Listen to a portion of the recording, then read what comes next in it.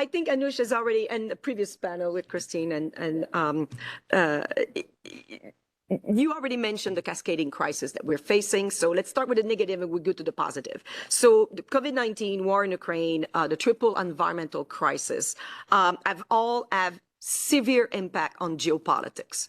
And we've moved from a world that was much more north-south divided to also being east-west divided, i.e., if you want to put in big picture, the NATO countries and the non-NATO countries.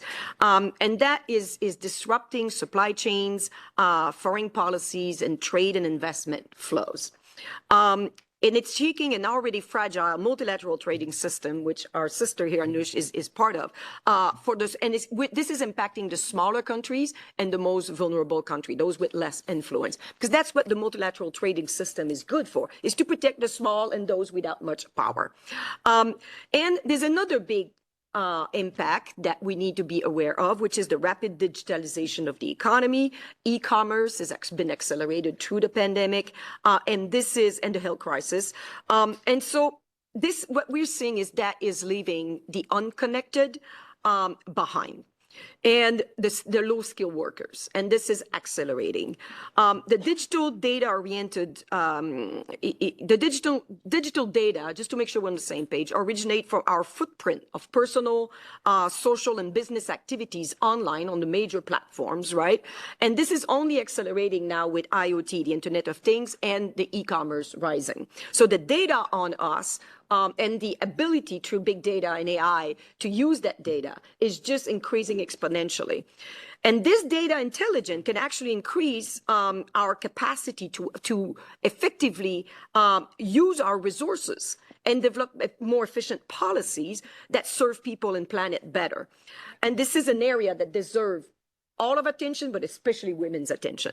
But countries that lack data privacy and protection regulation risk being cut off from international trade opportunities, as many transactions require data flow that comply with minimum legal requirement, and these are changing all the time, and they're actually, because of the changing geopolitics, are different from different parts of the world.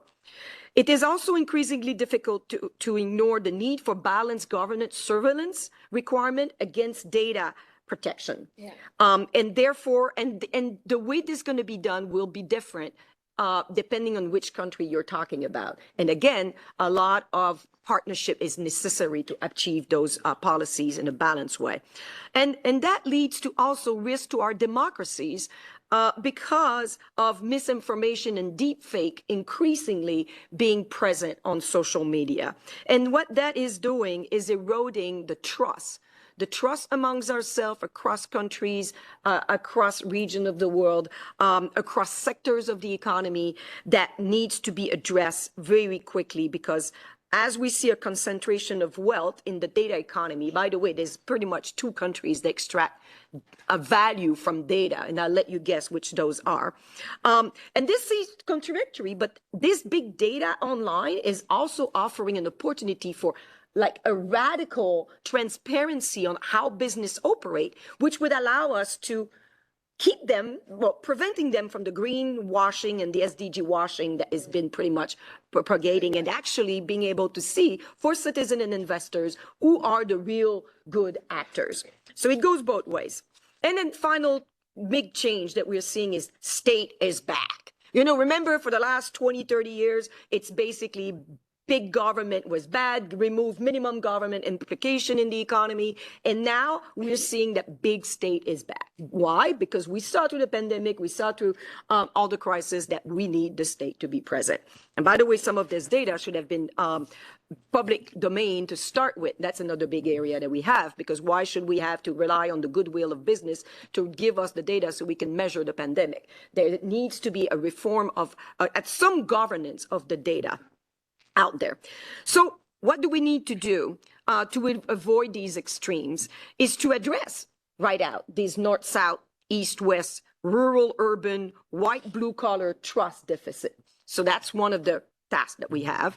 And we have few tools to do that. So we have the UN is running a Human Security for All campaign right now, and that address all of the SDGs, but at the individual level, as opposed to what some people feel like, oh, the SDGs and all these UN thing, it's like at this level, but the UN Security for All is relevant to each individual. Technology for good, capital for good, like all these programs out there. But also we're going to need international cooperation to help developing countries that were barely coming out of COVID-19, that have basically used a little fiscal capacity they had to maintain their population during the COVID, and now basically are highly indebted, and their currency has depreciated because of the central banks of certain countries increasing their interest rate. So therefore, and then that means their debt services is increasing as well. So they need international support to do that. And then also, Anush, you mentioned it, the realization that macroeconomic policy, or any policy for that matter, trade policy, are not gender neutral. And therefore, we need to realize that and address that up front. And I think we have a map to address these issues. I mean, the Club of Rome had actually mapped 5 big pathways to achieve the SDGs, right? So massive investment in renewable energy, massive investment in sustainable agriculture and fisheries. We basically also need to change the business model, right? They call it changing the development model. And this is where my passion is, as you mentioned, Christine. It's like we have new economics. So, or actually, they're existing. We call them new economics because it's fancy, but really they're all existing. But they've been kind of put on the side, such as, you know, everybody talks about green economy. What a blue economy, right? If you're in a small island developing state, blue economy is much more interesting because you have more, you know, what was it? Mauritius said they have more sea area than England and France together. In terms of land mass. And then you have the care economy, which is the purple economy, which, you know, if you only invest in when you want to restart your economy, you invest in the typical sectors, which is construction, right? And big infrastructure project. These create jobs for men. But we saw during the pandemic, women suffered more. So why not invest in the care economy, education, health, and that create job for women, decent job for women. Then we have the circular economy that is also, and we have the frugal economy, we have the social solidarity economy. This is the cooperatives, the mutuals that were there before some of the structural reform that were done a few decades ago, and that are still there, create basically 10% of GDP in most countries. It's in all countries. So I'm the president of the task force, the UN task force on social solidarity economy. We just had a UN General Assembly resolution led by Spain, Chile, and Senegal, and joined by 43 other countries on social solidarity economy. Why? Because a social solidarity economy instead of maximizing one dimension of sustainable development, economics, at the expense of social and environmental, it actually advances economic and social. And if you combine that with the blue, the green, and the purple economy, then you advance the 3 dimensions of sustainable development. So these models are actually superior, and our member states are realizing that and actually voted a resolution at the UN. They didn't vote it, they agreed consensually to advance these models. We also need to stop siloing the environment and the social. By definition, we've been pushed by politicians to do that. We can't do that. I would just give you an example. I was at the NAFTA CEC. We were the Commission on Environmental Cooperation. We could not talk to the Commission on Labor Cooperation. God forbid. But we need to stack. And I'll close with this. I see my time is running out. We basically we'll see investment, trillions of investment in the SDGs and the Paris Agreement, right? We need to agree to have a moonshot where women capture at least 30% of that money. That means they have to be owning the asset in the growth sectors, such as sustainable agriculture, renewable energy, space. These are all sectors of high growth, and we will continue to have inequality if women do not own the asset in these fast growth sectors. Thank you. Thank you.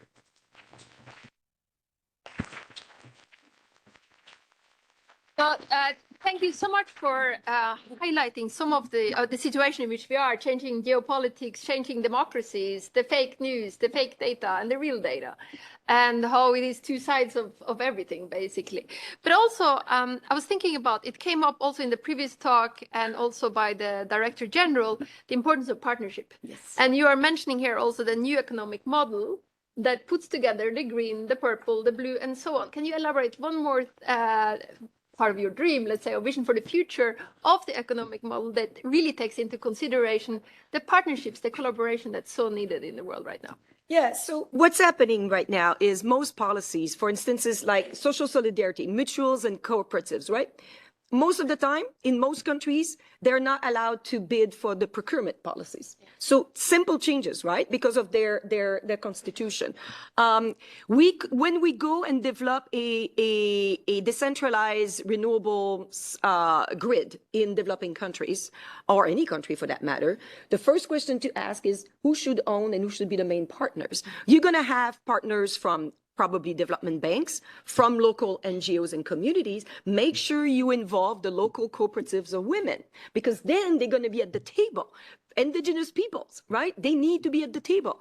And then the financial sector, they will be the one financing. We tend to develop our project and then we bring it to them and say, please finance this. But that's not the way it works. They need to be at the table from the get-go when they develop the project, so they own it, and it's going to be, they can develop the instrument with you that will serve these various, it's no longer you go to the World Bank, you get 200 million, you build a coal-fired plant. You have all these actors, and we need to learn to work with all these actors, because it's going to be more decentralized, and it's going to be more messy, but it's going to be much better for people, planet, and economics. Excellent.